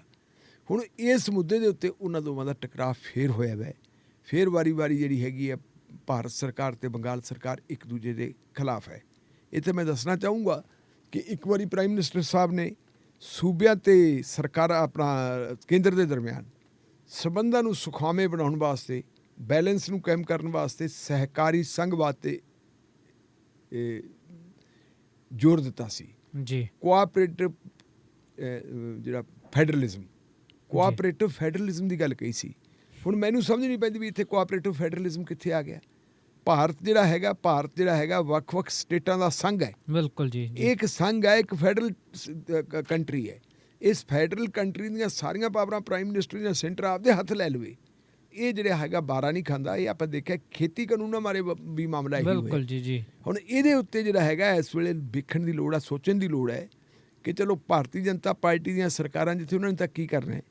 ਕੋਵਿਡ-19 ਦੇ ਮਾਮਲੇ ਦੇ ਵਿੱਚ ਵੀ ਆਪਾਂ ਦੇਖੀਏ ਤਾਂ ਜਿਹੜੀ ਸਹਿਯੋਗ ਮਿਲਣਾ ਸਟੇਟ ਸਰਕਾਰਾਂ ਨੂੰ ਉਹ ਨਹੀਂ ਮਿਲਦਾ ਜੀ। ਹਾਈ ਕੋਰਟਾਂ, ਸੁਪਰੀਮ ਕੋਰਟਾਂ ਪਿੱਟੀ ਜਾਂਦੀਆਂ, ਕੋਈ ਅਸਰ ਨਹੀਂ ਗਾ। ਇਹਦੇ ਚੱਲਦਿਆਂ ਹੁਣ ਇਹ ਜ਼ਰੂਰੀ ਹੈ ਜਿਹੜੀਆਂ ਘੱਟੋ ਘੱਟ ਆਪੋਜੀਸ਼ਨ ਦੀਆਂ ਸਟੇਟਾਂ ਹੈ, ਆਪੋਜੀਸ਼ਨ ਦੀਆਂ ਸਟੇਟਾਂ ਨੂੰ ਇਕੱਠਿਆਂ ਹੋ ਕੇ ਜਿਹੜਾ ਹੈਗਾ ਕੋਆਪਰੇਟਿਵ ਫੈਡਰਲਿਜ਼ਮ ਉਹਦੇ ਲਈ ਜਦੋਜਹਿਦ ਕਰਨੀ ਚਾਹੀਦੀ ਹੈ ਜੀ। ਬਿਲਕੁਲ। ਸੋ ਇਹ ਤਾਂ ਹੋਈ ਜੀ ਬੰਗਾਲ ਦੀ ਖਬਰ ਤੇ ਟਕਰਾਅ, ਕਿਉਂਕਿ ਰਾਜਨੀਤਿਕ ਜਿਹੜੇ ਟਕਰਾਅ ਨੇ ਉਹ ਚੱਲਦੇ ਹੀ ਰਹਿੰਦੇ ਨੇ, ਕਦੇ ਰੁਕਣ ਦਾ ਨਾਮ ਨਹੀਂ ਲੈਂਦੇ ਹੈਗੇ।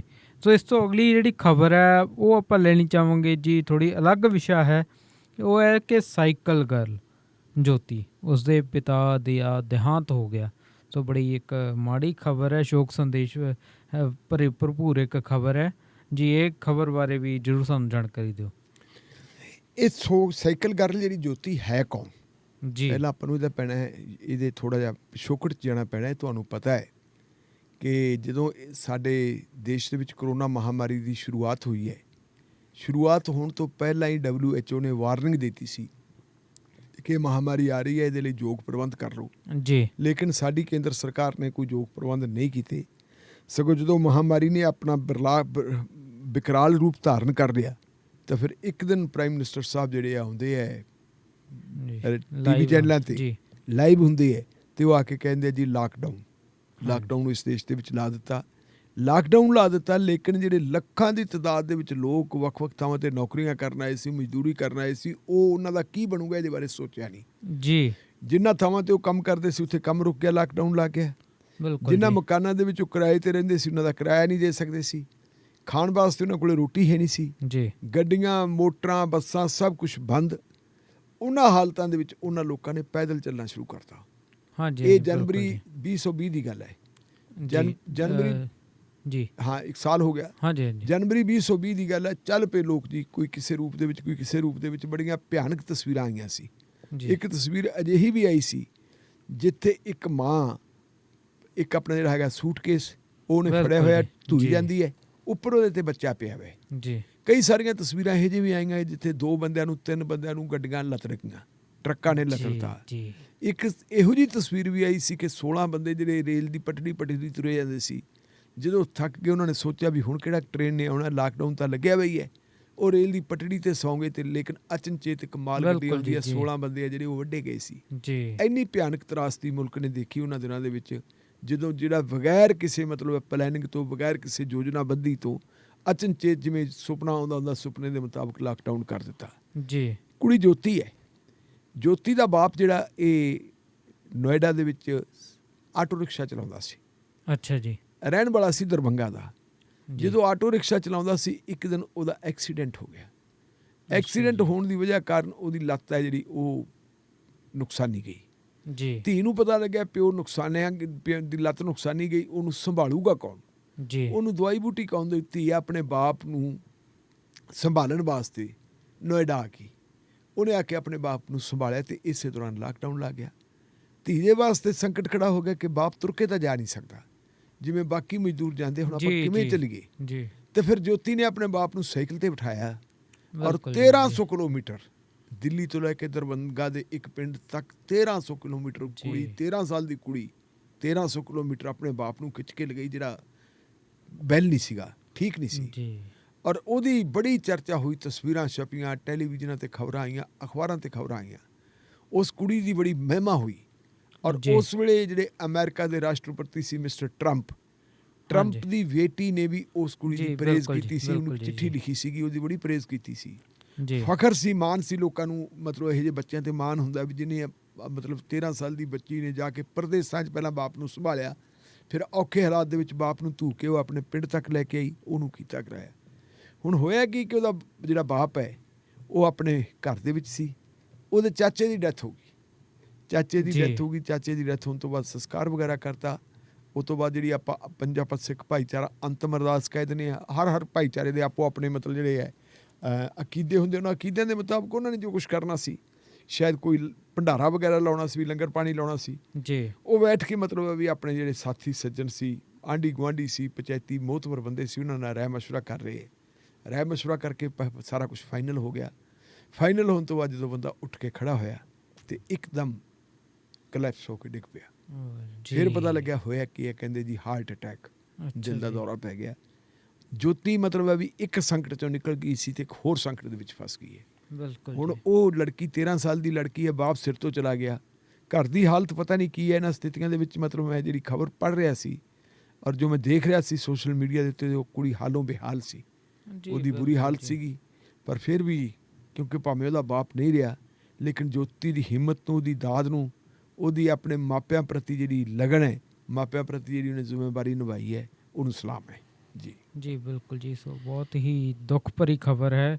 ਅਸੀਂ ਆਸ ਤਾਂ ਹੀ ਕਰਦੇ ਹਾਂ ਕਿ ਇਹੋ ਜਿਹੀਆਂ ਖਬਰਾਂ ਨਾ ਸਾਨੂੰ ਪੜ੍ਹਨ ਨੂੰ ਮਿਲਣ, ਪਰ ਕਰੀਏ ਕਿ ਜੀ, ਕੁਦਰਤ ਹੈ। ਸੋ ਇੱਦਾਂ ਦੇ ਅਤੇ ਸਿਸਟਮ ਇੱਦਾਂ ਦਾ ਹੀ ਹੈ। ਸੋ ਇੱਦਾਂ ਦੀਆਂ ਖਬਰਾਂ ਵੀ ਜਿਹੜੀਆਂ ਨੇ ਉਹ ਆਉਂਦੀਆਂ ਹੀ ਨੇ। ਸੋ ਇਹ ਤਾਂ ਅਸੀਂ ਇੱਕ ਖਬਰ, ਅਤੇ ਇੱਦੋਂ ਅਗਲੀ ਖਬਰ ਹੈ ਜੀ, ਉਹ ਮੋਦੀ ਸਰਕਾਰ ਬਾਰੇ ਹੈ। ਸੋ ਮੋਦੀ ਸਰਕਾਰ ਨੂੰ ਕਿਸੇ ਪਾਸਿਓਂ ਵੱਡੀ ਰਾਹਤ ਮਿਲ ਗਈ ਹੈ ਜੀ। ਸੋ ਇਹ ਰਾਹਤ ਕਿਵੇਂ ਮਿਲ ਗਈ ਜੀ ਉਹਨਾਂ ਨੂੰ? ਇਹ ਹੈ ਜੀ ਸੈਂਟਰਲ ਵਿਸਟਾ। ਸੈਂਟਰਲ ਵਿਸਟਾ ਇੱਕ ਪ੍ਰੋਜੈਕਟ ਹੈ। ਇਹ ਪ੍ਰੋਜੈਕਟ ਜਿਹੜਾ ਹੈਗਾ, ਇਸ ਪ੍ਰੋਜੈਕਟ ਦੀ ਥਾਂ ਦੇ ਜਿਹੜਾ ਹੈਗਾ, ਇਹ ਬਣਨਾ ਕੀ ਹੈ? ਬਿਲਕੁਲ ਜੀ। ਇੱਥੇ 3 ਕਿਸਮ ਦੀਆਂ ਬਿਲਡਿੰਗਾਂ ਬਣਨੀਆਂ। ਇੱਕ ਤਾਂ ਪਾਰਲੀਮੈਂਟ ਹਾਲ ਬਣਨਾ ਜੀ, ਇਹ ਮੌਜੂਦਾ ਪਾਰਲੀਮੈਂਟ ਹਾਲ ਹੈ, ਇਹਦੇ ਨਾਲੋਂ ਵੱਡਾ ਬਣਾਉਣਾ ਹੈ। ਪ੍ਰਾਈਮ ਮਿਨਿਸਟਰ ਦੀ ਰਿਹਾਇਸ਼ ਵੀ ਬਣਾਉਣੀ ਹੈ, ਵਾਈਸ ਪ੍ਰੈਜ਼ੀਡੈਂਟ ਦੀ ਰਿਹਾਇਸ਼ ਵੀ ਬਣਾਉਣੀ ਹੈ, ਕਿਉਂਕਿ ਰਾਸ਼ਟਰਪਤੀ ਵਾਸਤੇ ਰਾਸ਼ਟਰਪਤੀ ਭਵਨ ਹੈ, ਲੇਕਿਨ ਵਾਈਸ ਪ੍ਰੈਜ਼ੀਡੈਂਟ ਵਾਸਤੇ, ਉਪ ਰਾਸ਼ਟਰਪਤੀ ਵਾਸਤੇ ਕੋਈ ਅਜਿਹਾ ਭਵਨ ਨਹੀਂ। ਉਹ ਇੱਕ ਸਧਾਰਨ ਕੋਠੀ ਦੇ ਵਿੱਚ ਰਹਿੰਦੇ ਹੈ। ਹਾਕਮ ਹੋਣ, ਲਾਟ ਸਾਹਿਬ ਹੋਣ ਲਾਟਾਂ ਦੇ ਵਾਸਤੇ, ਫਿਰ ਵੱਡੇ ਬੰਦੇ ਵਾਸਤੇ ਵੱਡੇ ਘਰ ਵੀ ਚਾਹੀਦੇ। ਛੋਟੇ ਘਰਾਂ 'ਚ ਉਹਨਾਂ ਨੂੰ ਕਿੱਥੇ ਸਰਦਾ ਹੈ? ਕਿਹੜਾ ਹੁਣ ਸਮਾਜਵਾਦੀ ਕੰਟਰੀ ਹੈ ਕਿ ਛੋਟੇ ਘਰਾਂ ਦੇ ਵਿੱਚ ਵੀ ਲੋਕ ਰਹਿ ਪੈਂਦੇ ਆ। ਖੈਰ, ਉਹ ਉਹਨਾਂ ਨੇ ਆਪਣਾ ਪ੍ਰੋਜੈਕਟ ਬਣਾ ਲਿਆ। ਦੱਸਦੇ ਕਿ ਇਸ ਪ੍ਰੋਜੈਕਟ ਦੇ ਨਾਲ ਹੋਰ ਵੀ ਕਾਫੀ ਕੁਛ ਹੈਗਾ ਇਹਦੇ ਵਿੱਚ, ਜਿਹੜੇ ਹੈਗੇ ਆ ਮਿਨਿਸਟਰੀਆਂ ਦੇ ਆਫਿਸ ਵੀ ਬਣਾਉਣੇ ਵਗੈਰਾ ਹੈ। ਇਹਨੂੰ ਜਿਸ ਤੋਂ ਕਲੀਅਰੈਂਸ ਦਿੱਤੀ ਗਈ, ਭਾਵੇਂ ਮੰਤਰੀ ਮੰਡਲ ਨੇ ਕਲੀਅਰੈਂਸ ਦਿੱਤੀ, ਲੇਕਿਨ ਕਈ ਸਾਰੇ ਇਤਰਾਜ਼ ਉੱਠੇ ਸੀ ਕਿ ਵਾਤਾਵਰਨ ਦਾ ਖਿਆਲ ਨਹੀਂ ਕੀਤਾ ਗਿਆ। ਜਿਹੜੇ ਦਰਖਤਾਂ ਦੀ ਕਟਾਈ ਹੋਣੀ ਹੈ, ਇਹ ਬੜਾ ਕੁਛ ਸੀ ਇਹਦੇ 'ਚ ਕਿ ਆਹ ਕਲੀਅਰੈਂਸ ਰਹਿ ਗਈ, ਆਹ ਕਲੀਅਰੈਂਸ ਰਹਿ ਗਈ। ਉਦੋਂ ਵੀ ਕੁਝ ਲੋਕਾਂ ਨੇ ਸੁਪਰੀਮ ਕੋਰਟ ਦੇ ਵਿੱਚ ਪਟੀਸ਼ਨ ਦਾਇਰ ਕੀਤੀ ਸੀ, ਲੇਕਿਨ ਸੁਪਰੀਮ ਕੋਰਟ ਨੇ ਉਹਨੂੰ ਦਰਗੁਜ਼ਰ ਕਰਤਾ ਸੀ ਕਿ ਨਹੀਂ ਜੀ, ਇਹ ਜ਼ਰੂਰੀ ਹੈ ਜੀ। ਫਿਰ ਇੱਕ ਹੋਰ ਪਟੀਸ਼ਨ ਪਾਈ ਹਾਈ ਕੋਰਟ ਦੇ ਵਿੱਚ। ਉਹ ਪਟੀਸ਼ਨ ਜਿਹੜੀ ਹੈਗੀ ਕੋਵਿਡ-19 ਦੇ ਨਾਲ ਸੰਬੰਧਿਤ ਹੈ ਕਿ ਇਸ ਵੇਲੇ ਦੇਸ਼ ਦੇ ਵਿੱਚ ਕੋਵਿਡ-19 ਦੀ ਵਜ੍ਹਾ ਕਾਰਨ ਇੱਕ ਕਿਸਮ ਦਾ ਆਪਣਾ ਕਰੋਨਾ ਪ੍ਰੋਟੋਕੋਲ ਜਾਰੀ ਹੈ, ਔਰ ਹਜ਼ਾਰਾਂ ਦੀ ਤਾਦਾਦ 'ਚ ਉੱਥੇ ਜਿਹੜੇ ਹੈਗੇ ਮਜ਼ਦੂਰ ਕੰਮ ਕਰ ਰਹੇ ਹੈ, ਉਹ ਕਰੋਨਾ ਤੋਂ ਪੀੜਤ ਹੋਣਗੇ। ਇਸ ਲਈ ਇਹ ਪ੍ਰੋਜੈਕਟ ਨੂੰ ਬੰਦ ਕਰ ਦਿੱਤਾ ਜਾਵੇ। ਵੈਸੇ ਮੇਰੀ ਸਮਝ ਮੁਤਾਬਕ ਪਟੀਸ਼ਨ ਦਾਇਰ ਕਰਨ ਵਾਲਿਆਂ ਦੀ ਇਹ ਪਟੀਸ਼ਨ ਹੀ ਗਲਤ ਸੀ। ਉਹਨਾਂ ਨੂੰ ਪਟੀਸ਼ਨ ਇਸ ਕਿਸਮ ਦੀ ਨਹੀਂ ਪਾਉਣੀ ਚਾਹੀਦੀ ਸੀ। ਕੋਈ ਠੋਸ ਆਧਾਰ ਤਾਂ ਹੈ ਨਹੀਂ ਗਾ ਇਹਦੇ 'ਚ। ਉੱਥੇ ਲੱਗੇ ਹੋਏ ਹੈ ਜਿਹੜੇ ਤੁਹਾਡੇ ਮਜ਼ਦੂਰ ਲੱਗੇ ਹੋਏ ਹੈ, ਉਹ ਕਹਿੰਦੇ ਜੀ ਮਜ਼ਦੂਰਾਂ ਦਾ ਅਸੀਂ ਪੂਰਾ ਇੰਤਜ਼ਾਮ ਕੀਤਾ, ਇੱਥੇ ਕਰੋਨਾ ਦਾ ਕੋਈ ਐਸੀ ਵੈਸੀ ਗੱਲ ਹੈ ਨਹੀਂ। ਇੱਕ ਤਾਂ ਪਟੀਸ਼ਨ ਇਸ ਕਿਸਮ ਦੀ ਸੀ, ਅਤੇ ਦੂਜੀ ਗੱਲ ਜੇ ਅਸੀਂ ਆਪਣੇ ਜੁਡੀਸ਼ਰੀ ਦੀ ਗੱਲ ਕਰੀਏ ਤਾਂ ਜੁਡੀਸ਼ਰੀ ਦੀ ਸਥਿਤੀ ਵੀ ਹੈ ਕਿ ਜੁਡੀਸ਼ਰੀ ਵੀ ਕਈ ਵਾਰੀ ਦੇਖ ਲੈਂਦੀ ਹੈ। ਜਿਸ ਜੱਜ ਸਾਹਿਬ ਨੇ ਇਹ ਫੈਸਲਾ ਦਿੱਤਾ ਹੈ, ਜਾਂ ਜਿਹੜੇ ਬੈਂਚ ਨੂੰ ਹੈਡ ਕਰ ਰਹੇ ਸੀ, ਉਹਨਾਂ ਦਾ ਕਨੈਕਸ਼ਨ ਵੀ ਕਹਿੰਦੇ ਗੁਜਰਾਤ ਨਾਲ ਜੁੜਦਾ ਹੈ। ਅੱਛਾ ਜੀ। ਗੁਜਰਾਤ ਨਾਲ ਕਨੈਕਸ਼ਨ ਜੁੜਦਾ ਤਾਂ ਕੁਦਰਤੀ ਹੈ ਵੀ ਉਹ ਕੇਂਦਰ ਸਰਕਾਰ ਦੀ ਮੁਖਾਲਫਤ ਕਿਵੇਂ ਕਰ ਸਕਦੇ ਹੈ। ਇਹ ਬੜਾ ਕੁਛ ਮਤਲਬ ਇਸ ਕਿਸਮ ਦਾ ਹੁੰਦਾ ਹੈ। ਸੋ ਉਹਦਾ ਨਤੀਜਾ ਇਹ ਹੋਇਆ ਕਿ ਉਹਨਾਂ ਨੇ ਜਿਹੜੀ ਉਹ ਪਟੀਸ਼ਨ ਸੀ ਉਹ ਰੱਦ ਕਰਤੀ। ਨਾ ਸਿਰਫ ਪਟੀਸ਼ਨ ਰੱਦ ਕਰਤੀ, ਸਗੋਂ ਇਹ ਗੱਲ ਕਹੀ ਕਿ ਇਹ ਬਹੁਤ ਜ਼ਰੂਰੀ ਪ੍ਰੋਜੈਕਟ ਹੈ, ਇਹ ਬਣਨਾ ਚਾਹੀਦਾ ਹੈ, ਇਹਦੇ ਵਿੱਚ ਕਿਸੇ ਕਿਸਮ ਦੀ ਦਖਲਅੰਦਾਜ਼ੀ ਨਹੀਂ ਹੋਣੀ ਚਾਹੀਦੀ।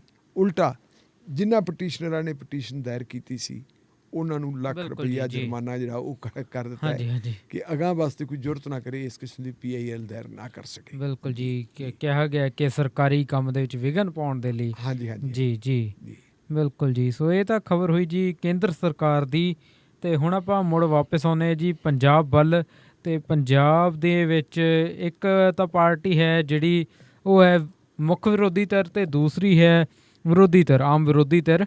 ਸੋ ਜਿਹੜੀ ਆਮ ਵਿਰੋਧੀ ਧਿਰ ਸੀਗੀ ਭਾਵ ਕਿ ਅਕਾਲੀ ਦਲ, ਉਹਦੇ 'ਚੋਂ ਇੱਕ ਜਿਹੜਾ ਹੈ ਲੀਡਰ ਹੈ ਉਹ ਟੁੱਟਿਆ ਸੀਗਾ ਅਤੇ ਉਹ ਹੁਣ ਜਿਹੜੀ ਮੁੱਖ ਵਿਰੋਧੀ ਧਿਰ ਹੈ ਆਮ ਆਦਮੀ ਪਾਰਟੀ ਉਹਦੇ ਵਿੱਚ ਸ਼ਾਮਿਲ ਹੋ ਗਿਆ। ਮੈਂ ਗੱਲ ਕਰ ਰਿਹਾ ਜੀ ਜਗਜੀਵਨ ਸਿੰਘ ਖੀਰਨੀਆ ਦੀ। ਸੋ ਇਹਨਾਂ ਬਾਰੇ ਵੀ ਜ਼ਰੂਰ ਦੱਸੋ ਜੀ ਥੋੜ੍ਹਾ। ਬਿਲਕੁਲ, ਜਗਜੀਵਨ ਸਿੰਘ ਖੀਰਨੀਆ ਸਮਰਾਲਾ ਹਲਕੇ ਨਾਲ ਸੰਬੰਧਿਤ ਇੱਕ ਬੜੇ ਇੱਜ਼ਤਦਾਰ ਟਕਸਾਲੀ ਅਕਾਲੀ ਪਰਿਵਾਰ ਨਾਲ ਸੰਬੰਧ ਰੱਖਦੇ ਹੈ। ਬਿਲਕੁਲ ਜੀ। ਇਹਨਾਂ ਦੇ ਪਿਤਾ ਜੀ ਵੀ ਅਕਾਲੀ ਦਲ ਦੇ ਬਹੁਤ ਵੱਡੇ ਲੀਡਰ ਰਹੇ ਹੈ। ਮੇਰੇ ਖਿਆਲ ਮੁਤਾਬਕ ਉਹਨਾਂ ਦਾ ਨਾਂ ਸੀ ਕਿਰਪਾਲ ਸਿੰਘ ਖੀਰਨੀਆ ਜੀ। ਔਰ ਫਿਰ ਇਹਨਾਂ ਨੂੰ ਮੌਕਾ ਮਿਲਿਆ, ਇਹਨਾਂ ਨੇ ਵਿਰਾਸਤ ਸੰਭਾਲੀ ਆਪਣੇ ਬਾਪ ਦੀ, ਇਹਨਾਂ ਨੂੰ ਟਿਕਟ ਵੀ ਦਿੱਤੀ ਔਰ ਇਹਨਾਂ ਨੇ ਜਿਹੜੀ ਹੈ ਬੜੀ ਵਧੀਆ ਜਿੱਤ ਪ੍ਰਾਪਤ ਕੀਤੀ ਸੀ ਜੀ। ਸ਼ਾਇਦ ਮਾਰਕਫੈਡ ਦੇ ਹੁਣ ਵੀ ਇਹ ਚੇਅਰਮੈਨ ਹੈ ਜਾਂ ਪਹਿਲਾਂ ਚੇਅਰਮੈਨ ਸੀ ਜੀ। ਇਹਨਾਂ ਦੀ ਵਾਈਫ ਜਿਹੜੀ ਹੈਗੀ ਹੈ ਉਹ ਵੀ ਜਿਹੜੀ ਇਸਤਰੀ ਅਕਾਲੀ ਦਲ ਦੀ ਨੈਸ਼ਨਲ ਜਨਰਲ ਸੈਕਟਰੀ ਸੀ। ਪਿਛਲੇ ਦਿਨਾਂ ਦੇ ਵਿੱਚ ਸੁਖਬੀਰ ਸਿੰਘ ਬਾਦਲ ਨੇ ਕੀਤਾ ਕਿ ਉੱਥੇ ਉਹਨਾਂ ਨੇ ਪਰਮਜੀਤ ਸਿੰਘ ਢਿੱਲੋਂ ਨਾਂ ਦੇ ਇੱਕ ਸ਼ਖਸ ਨੂੰ ਹਲਕਾ ਇੰਚਾਰਜ ਬਣਾਤਾ, ਇਹਨਾਂ ਨੂੰ ਲਾਂਭੇ ਕਰਤਾ। ਨਤੀਜਾ ਇਹ ਹੋਇਆ ਕਿ ਆਪਣੇ 100 ਦੇ ਕਰੀਬ ਸਮਰਥਕਾਂ ਸਮੇਤ ਜਿਹੜੇ ਵੱਡੇ ਆਗੂ ਸੀ ਸਾਰੇ, ਇਹਨਾਂ ਨੇ ਅਕਾਲੀ ਦਲ ਤੋਂ ਅਸਤੀਫਾ ਦੇ ਦਿੱਤਾ ਸੀ ਜੀ। ਇਹਦੇ ਨਾਲ ਹੀ ਇੱਕ ਯੂਥ ਵਿੰਗ ਦੇ ਇਹਨਾਂ ਦੇ ਪ੍ਰਧਾਨ ਸੀ, ਉਹਨਾਂ ਨੇ ਯੂਥ ਵਿੰਗ ਵਾਲਿਆਂ ਨੇ ਵੀ ਅਸਤੀਫਾ ਦੇ ਦਿੱਤਾ ਸੀ ਕਿ ਤੁਸੀਂ ਉਸ ਬੰਦੇ ਨੂੰ ਟਿਕਟ ਦੇ ਰਹੇ ਹੋ ਜਿਹੜਾ 4-4 ਪਾਰਟੀਆਂ ਬਦਲ ਦਿੰਦਾ ਹੈ, ਔਰ ਅਕਾਲੀ ਦਲ ਕਿੱਥੇ ਰਹਿ ਗਿਆ। ਸੋ ਇਹਦਾ ਕਾਫੀ ਚਰਚਾ ਹੋ ਰਹੀ ਸੀ। ਆਪਾਂ ਪ੍ਰੋਗਰਾਮ ਵੀ ਇਹ ਡਿਸਕਸ ਕੀਤਾ ਸੀ। ਮੈਨੂੰ ਸੱਜਣ ਦਾ ਸਮਰਾਲੇ ਤੋਂ ਫੋਨ ਵੀ ਆਇਆ ਸੀ, ਉਹਨੇ ਕਿਹਾ ਸੀ ਕਿ ਜੋ ਤੁਸੀਂ ਗੱਲ ਕਹਿ ਰਹੇ ਹੋ ਠੀਕ ਕਹਿ ਰਹੇ ਹੋ। ਔਰ ਉਹ ਸੱਜਣ ਨੇ ਤਾਂ ਮੈਨੂੰ ਇੱਥੋਂ ਤੱਕ ਗੱਲ ਕਹਿ ਦਿੱਤੀ ਸੀ ਕਿ ਸੁਖਬੀਰ ਸਿੰਘ ਬਾਦਲ ਨੂੰ ਹੋ ਕੀ ਹੈ। ਮੈਂ ਕਿਹਾ ਭਾਈ ਮੈਨੂੰ ਤਾਂ ਪਤਾ ਨਹੀਂ ਕੀ ਹੋ ਗਿਆ। ਮੈਂ ਥੋੜ੍ਹੀ ਜਿਹੀ ਕਲੈਰੀਫਿਕੇਸ਼ਨ ਦੇਣ ਦੀ ਗੱਲ ਕੀਤੀ। ਮੈਂ ਕਿਹਾ ਵੀ ਕਿਉਂਕਿ ਵੱਡੇ ਬਾਦਲ ਸਾਹਿਬ ਦਾ ਸੁਭਾਅ ਕੁਛ ਹੋਰ ਸੀਗਾ, ਇਹਦਾ ਸੁਭਾਅ ਕੁਛ ਹੋਰ ਹੈ ਜੀ। ਤਾਂ ਉਹ ਸੱਜਣ ਨੇ ਹੱਸਦਿਆਂ ਮੈਨੂੰ ਕਿਹਾ, ਉਹ ਕਹਿੰਦੇ ਜੀ ਅੱਜ ਕੱਲ੍ਹ ਇੱਕ ਚਰਚਾ ਚੱਲ ਰਹੀ ਹੈ ਕਿ ਜਿਹਨੇ ਗੁਰੂ ਗ੍ਰੰਥ ਸਾਹਿਬ ਦੀ ਬੇਅਦਬੀ ਕੀਤੀ ਹੈ ਜਾਂ ਕਰਵਾਈ ਹੈ ਜਾਂ ਥੋੜ੍ਹੀ ਬਹੁਤੀ ਢਿੱਲ ਮੱਠ ਵਰਤੀ ਹੈ ਉਹਦਾ ਕੱਖ ਨਾ ਰਹੇ। ਔਰ ਇਹ ਜਿਹੜਾ ਹੈਗਾ ਸਲੋਗਨ ਬੁਲੰਦ ਵੀ ਅਕਾਲੀ ਦਲ ਵੱਲੋਂ ਕੀਤਾ ਹੈ। ਉਹ ਕਹਿੰਦਾ ਜੀ ਐਂ ਲੱਗਦਾ ਜਿਵੇਂ ਬੁੱਧੀ ਭ੍ਰਿਸ਼ਟ ਹੋ ਗਈ ਹੁੰਦੀ ਹੈ ਅਕਾਲੀ ਦਲ ਦੀ, ਅਕਾਲੀ ਦਲ ਉਸ ਪਾਸੇ ਨੂੰ ਪੈ ਗਿਆ। ਖੈਰ ਮੈਂ ਕਿਹਾ ਵੀ ਮੈਂ ਤਾਂ ਨਹੀਂ ਕੋਲ ਕਹਿੰਦਾ, ਤੁਸੀਂ ਆਪਣੀ ਥਾਂ 'ਤੇ ਕਹਿੰਦੇ ਹੋ। ਉਦੋਂ ਖੀਰਨੀਆ ਸਾਹਿਬ ਨੇ ਜੋ ਪ੍ਰੈਸ ਕਾਨਫਰੰਸ ਕੀਤੀ ਹੈ ਜਗਜੀਵਨ ਸੋਹਣੀ, ਉਹਨੇ ਕਹਿ ਦਿੱਤਾ ਸੀ ਕਿ ਆਪਣੇ ਮਿੱਤਰਾਂ ਨਾਲ ਦੋਸਤਾਂ ਨਾਲ ਹਲਕੇ ਦੇ ਲੋਕਾਂ ਨਾਲ ਰਾਏ ਮਸ਼ਵਰਾ ਕਰਾਂਗੇ ਅਤੇ ਜਿਵੇਂ ਹਲਕੇ ਦੇ ਲੋਕ ਕਹਿਣਗੇ ਅਗਲਾ ਸਟੈਪ ਉਹੀ ਹੋ। ਪਰ ਕੱਲ੍ਹ ਅਚਨਚੇਤ ਖਬਰ ਆ ਗਈ ਜੀ, ਅੱਜ ਅਖਬਾਰਾਂ 'ਚ ਛਪੀ ਹੋਈ ਹੈ ਕਿ ਜਗਜੀਵਨ ਸਿੰਘ ਖੀਰਨੀਆ ਅਤੇ ਇੱਕ ਕਾਂਗਰਸ ਪਾਰਟੀ ਦੇ ਜ਼ਿਲ੍ਹਾ ਜਨਰਲ ਸਕੱਤਰ ਰਣਜੀਤ ਸਿੰਘ ਢਿੱਲੋਂ, ਉਹ ਦੋਨੋਂ ਕੱਲ੍ਹ ਜਿਹੜੇ ਹੈਗੇ ਹੈ ਉਹ ਆਮ ਆਦਮੀ ਪਾਰਟੀ ਸ਼ਾਮਲ ਹੋ ਗਏ ਅਤੇ ਉਹਨਾਂ ਨੂੰ ਸ਼ਾਮਲ ਕਰਵਾਇਆ ਹੈ ਭਗਵੰਤ ਮਾਨ ਨੇ। ਅਤੇ ਭਗਵੰਤ ਮਾਨ ਦੀ ਟਿੱਪਣੀ ਬੜੀ ਸਟੀਕ ਆਈ ਹੈ। ਉਹ ਕਹਿੰਦਾ ਵੀ ਕਹਿੰਦੇ ਤਾਂ ਇਹ ਸੀ ਕਿ ਝਾੜੂ ਤੀਲੇ ਹੋ ਗਿਆ। ਉਹ ਕਹਿੰਦਾ ਵੀ ਝਾੜੂ ਨੇ ਤਾਂ ਆਪਣੇ ਆਪ ਨੂੰ ਲਿਆ ਸੰਭਾਲ। ਕਾਂਗਰਸ ਕਹਿੰਦਾ ਪੋਟੇ ਹੋ ਗਈ ਅਤੇ ਅਕਾਲੀ ਦਲ ਹੋ ਗਿਆ ਟੋਟੇ। ਅੱਛਾ ਜੀ। ਉਹਨੇ ਇਸ ਤਰ੍ਹਾਂ ਦਾ ਉੱਥੇ ਸਟੀਕ ਕੀ ਜਿਹੜੀ ਟਿੱਪਣੀ ਕੀਤੀ, ਟਿੱਪਣੀਆਂ ਕਰਨ 'ਚ ਤਾਂ ਬਹੁਤ ਬੜਾ ਮਾਹਰ ਹੈ ਜੀ। ਸੋ ਇਹ ਸਮਝ ਲਓ ਸਮਰਾਲਾ ਇਲਾਕੇ ਦੇ ਵਿੱਚ ਮੈਂ ਸਮਝਦਾ ਅਕਾਲੀ ਦਲ ਨੂੰ ਇੱਕ ਵੱਡਾ ਧੱਕਾ ਲੱਗਿਆ ਜੀ, ਕਿਉਂਕਿ ਆਮ ਆਦਮੀ ਪਾਰਟੀ ਦਾ ਚਲੋ ਉਹਨਾਂ ਦਾ ਨਾਂ ਹੈਗਾ, ਉਹਨਾਂ ਨੇ ਕਾਡਰ ਵੀ ਉਹਨਾਂ ਦਾ ਜ਼ਰੂਰ ਹੋਊਗਾ, ਇਹੋ ਜਿਹੀ ਗੱਲ ਨਹੀਂ, ਸਾਰੀ ਸਟੇਟ ਦੇ ਵਿੱਚ ਹੀ ਉਹਨਾਂ ਦਾ ਕਾਡਰ ਹੈ ਜੀ। ਉਹਨਾਂ ਨੂੰ ਇੱਕ ਪ੍ਰੋਪਰ ਨਾਮਵਰ ਬੰਦਾ ਮਿਲ ਗਿਆ, ਕੈਂਡੀਡੇਟ ਮਿਲ ਗਿਆ, ਜਿਹੜਾ ਕੈਂਡੀਡੇਟ ਜਿਹੜਾ ਹੈ ਕਿਉਂਕਿ ਉਹ ਟਕਸਾਲੀ ਅਕਾਲੀ ਹੈ ਔਰ ਉਹ ਅਕਾਲੀ ਪਰਿਵਾਰਾਂ ਦੇ ਵਿੱਚ ਮਤਲਬ ਜਿਹੜੀ ਹੈਗੀ ਬੇਚੈਨੀ ਕੁਦਰਤੀ ਤੌਰ ਦੇ ਉੱਤੇ ਹੋਣੀ ਹੈ। ਬਿਲਕੁਲ, ਜਦੋਂ ਉਹਨਾਂ ਦੇ ਇੱਕ ਲੀਡਰ ਨੂੰ ਇਗਨੋਰ ਕੀਤਾ ਤਾਂ ਇਹ ਇੱਕ ਵੱਡਾ ਝਟਕਾ ਹੈ ਮੈਂ ਸਮਝਦਾ ਅਕਾਲੀ ਦਲ ਨੂੰ ਜੀ। ਬਿਲਕੁਲ ਜੀ। ਸੋ ਪ੍ਰੋਗਰਾਮ ਦੇ ਵਿੱਚ ਸਾਡੇ ਨਾਲ ਜੁੜਨ ਦੇ ਲਈ ਅਤੇ ਖਬਰਾਂ ਦੇ ਉੱਤੇ ਝਾਤ ਪਾਉਣ ਦੇ ਲਈ ਬਖਤੌਰ ਸਿੰਘ ਢਿੱਲੋਂ ਜੀ ਤੁਹਾਡਾ ਬਹੁਤ ਬਹੁਤ ਧੰਨਵਾਦ ਜੀ। ਸ਼ੁਕਰੀਆ ਜੀ, ਮਿਹਰਬਾਨੀ ਜੀ। ਸੋ ਸਰੋਤਿਓ, ਇਹ ਸਨ ਸਰਦਾਰ ਬਖਤੌਰ ਸਿੰਘ ਢਿੱਲੋਂ ਜੀ, ਜੋ ਕਿ ਸੀਨੀਅਰ ਪੱਤਰਕਾਰ। ਉਹਨਾਂ ਨੇ ਪੰਜਾਬ ਦੀ ਸਿਆਸਤ ਤੋਂ ਲੈ ਕੇ ਕੇਂਦਰ ਦੀਆਂ ਜਿਹੜੀਆਂ ਹਲਚਲ ਹਨ ਉਹਨਾਂ ਬਾਰੇ ਬਹੁਤ ਢੁਕਵੀਆਂ ਸਾਡੇ ਨਾਲ ਗੱਲਾਂ ਬਾਤਾਂ ਕੀਤੀਆਂ, ਬਹੁਤ ਹੀ ਅਹਿਮ ਖਬਰਾਂ ਦੇ ਉੱਤੇ ਝਾਤ ਪਾਈ ਹੈ। ਸੋ ਹੁਣ ਵੇਲਾ ਹੋ ਗਿਆ ਜੀ ਬ੍ਰੇਕ ਦਾ, ਅਤੇ ਬ੍ਰੇਕ ਤਾਂ ਅਸੀਂ ਲਵਾਂਗੇ ਹੀ। ਉਸ ਤੋਂ ਪਹਿਲਾਂ ਮੈਂ ਇੱਕ ਜਾਣਕਾਰੀ ਤੁਹਾਡੇ ਨਾਲ ਸਾਂਝੀ ਜ਼ਰੂਰ ਕਰਨੀ ਚਾਹੂੰਗਾ ਕਿ ਸਰਦਾਰ ਸਵਰਨ ਸਿੰਘ ਦਾਨੇਵਾਲੀ ਹੈ ਜੀ, ਉਹਨਾਂ ਦੀ ਸਿਹਤ ਬਿਲਕੁਲ ਠੀਕ ਹੋ ਚੁੱਕੀ ਆ। ਹਾਲਾਂਕਿ ਡਾਕਟਰੀ ਸਲਾਹ ਮਸ਼ਵਰੇ ਅਨੁਸਾਰ ਉਹ ਕੁਝ ਦਿਨਾਂ ਦੇ ਲਈ ਹਜੇ ਵੀ ਰੈਸਟ ਦੇ ਉੱਤੇ ਚੱਲ ਰਹੇ ਹਨ, ਪਰ ਉਹ ਬਿਲਕੁਲ ਹੀ ਸਿਹਤ ਦੇ ਪੱਖੋਂ ਠੀਕ ਹੋ ਚੁੱਕੇ ਹਨ। ਉਹ ਅਕਸਰ ਦਫ਼ਤਰ ਵੀ ਆਉਂਦੇ ਹਨ ਅਤੇ ਸਾਨੂੰ ਮਾਰਗਦਰਸ਼ਨ ਵੀ ਦੇ ਕੇ ਜਾਂਦੇ ਹਨ। ਸੋ ਕਈ ਸਰੋਤੇ ਸਾਨੂੰ ਫੋਨ ਰਾਹੀਂ ਪੁੱਛ ਰਹੇ ਸੀ ਅਤੇ ਮੈਸੇਜ ਆ ਰਹੇ ਸੀ ਕਿ ਦਾਨੇਵਾਲੇ ਜੀ ਦੀ ਸਿਹਤ ਕਿਵੇਂ ਹੈ, ਸਾਨੂੰ ਸਹੀ ਦੱਸਿਆ ਜਾਵੇ। ਸੋ ਅਸੀਂ ਇਹੀ ਕਹਾਂਗੇ ਕਿ ਤੁਹਾਨੂੰ ਚਿੰਤਾ ਕਰਨ ਦੀ ਕੋਈ ਜ਼ਰੂਰਤ ਨਹੀਂ ਹੈ। ਦਾਨੇਵਾਲੇ ਜੀ ਪੂਰੀ ਤਰ੍ਹਾਂ ਤੰਦਰੁਸਤ ਹੋ ਗਏ ਹਨ ਅਤੇ ਅਸੀਂ ਆਸ ਕਰਦੇ ਹਾਂ ਕਿ ਉਹ ਕੁਝ ਹੀ ਦਿਨਾਂ ਦੇ ਵਿੱਚ ਜਿਹੜਾ ਪ੍ਰੋਗਰਾਮ ਸ਼ਮਾਦਾਨ ਹੈ ਪਹਿਲਾਂ ਦੀ ਤਰ੍ਹਾਂ ਚਲਾਉਣਾ ਸ਼ੁਰੂ ਕਰ ਦੇਣਗੇ। ਸੋ ਇਹ ਤਾਂ ਅਸੀਂ ਜਾਣਕਾਰੀ। ਇਸ ਤੋਂ ਇਲਾਵਾ ਮੈਂ ਹੁਣ ਪ੍ਰੋਗਰਾਮ ਦੇ ਅਗਲੇ ਹਿੱਸੇ ਦੀ ਵੀ ਗੱਲਬਾਤ ਕਰ ਦੇਵਾਂ। ਸੋ ਪ੍ਰੋਗਰਾਮ ਦਾ ਅਗਲਾ ਹਿੱਸਾ, ਉਸ ਦੇ ਵਿੱਚ ਸਾਡੇ ਨਾਲ ਬਠਿੰਡਾ ਦੇ ਡਾਕਟਰ ਵਿਤੁਲ ਗੁਪਤਾ ਜੁੜਨਗੇ, ਜਿਹੜੇ ਕਿ ਇੱਥੇ ਬਸੰਤ ਵਿਹਾਰ ਦੇ ਵਿੱਚ ਜੋ ਕਿਸ਼ੋਰੀ ਰਾਮ ਹਸਪਤਾਲ ਹੈ ਉਹ ਚਲਾ ਰਹੇ ਹਨ। ਅਤੇ ਇਸ ਹਸਪਤਾਲ ਨੂੰ ਕੋਵਿਡ ਸੈਂਟਰ ਦੇ ਵਿੱਚ ਤਬਦੀਲ ਕਰ ਦਿੱਤਾ ਗਿਆ ਸੀ ਕਰੋਨਾ ਮਹਾਂਮਾਰੀ ਦੀ ਜਿਹੜਾ ਪ੍ਰਭਾਵ ਨੂੰ ਦੇਖਦੇ ਹੋਏ, ਤਾਂ ਕਿ ਜੋ ਜ਼ਰੂਰਤਮੰਦ ਪਰਿਵਾਰ ਹੈ ਉਹ ਆਪਣੇ ਪੇਸ਼ੈਂਟਸ ਦਾ ਜਿਹੜਾ ਇਲਾਜ ਸਹੀ ਤਰੀਕੇ ਕਰਾ ਸਕਣ। ਸੋ ਬਹੁਤ ਵਧੀਆ ਤਰੀਕੇ ਨਾਲ ਉਹ ਕੰਮਕਾਰ ਚੱਲ ਰਿਹਾ ਹੈ। ਉਸ ਬਾਰੇ ਅਸੀਂ ਡਿਟੇਲ ਦੇ ਵਿੱਚ ਗੱਲਬਾਤ ਕਰਾਂਗੇ ਡਾਕਟਰ ਵਿਤੁਲ ਗੁਪਤਾ ਜੀ ਨਾਲ।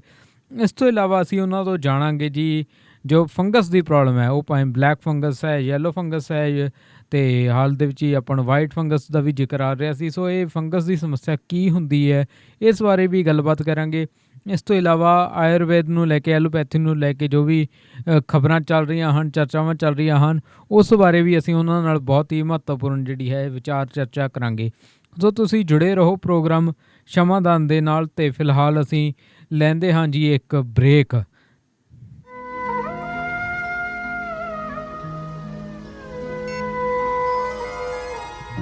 ਸ਼ਮਾਦਾਨ